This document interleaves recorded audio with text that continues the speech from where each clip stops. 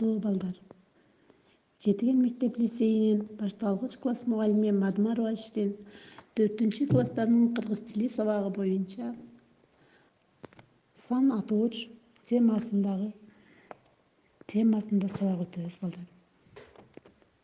Балдар, бут кийимиңердин түбүн карагылачы. Бут кийимиңердин размери канча? Сенин жашың канчада? Ал эми апаңдан сен канча жашка кичүүсүң?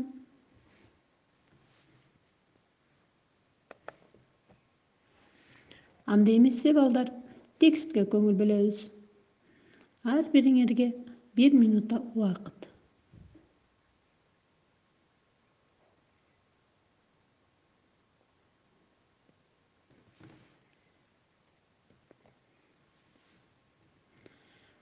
Окуп бүткөн болсоңор, анда суроолорго жооп беребиз.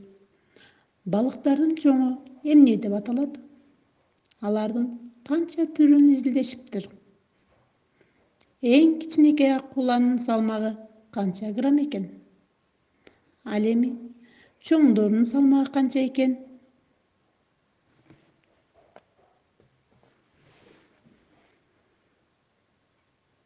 Балдар, бүгүнкү кептик тема кандай болушу мүмкүн?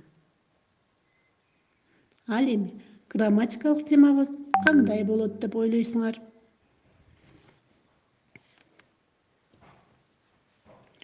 Демек балдар, бүгүнкү кептик тема акула.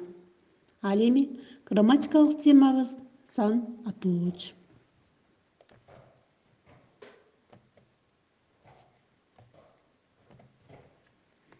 Сан атооч заттын санын, иретин билдирип канча, нече, канчанчы, неченчи деген суроого жооп берген сөз түркүмү сан атооч деп аталат.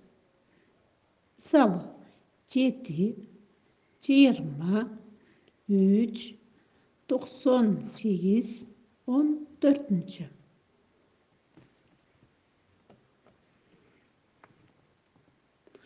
Анда балдар биз кайрадан текстке көңүл бурайлы. Тексттин ичиндеги сан атоочторду тапкыла.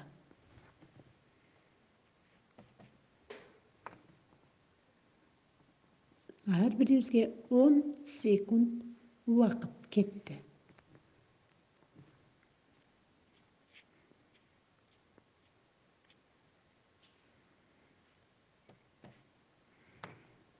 Текст ичиндеги сан атоочтор 350, 200, 20, 25, 6, 12.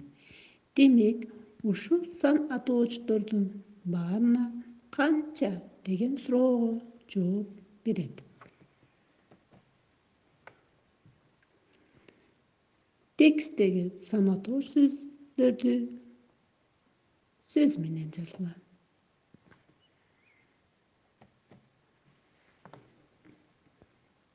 Демек балдар, бүгүнкү тема сан атооч сөз түркүмү боюнча болду. Анда балдар, сан атоочко кандай суроолор берилет экен? Үйгө тапшырма. Акула боюнча кошумча маалымат жазуу 6-7 сүйлөмдөн турган. Кийинки сабакка чейин кош кула.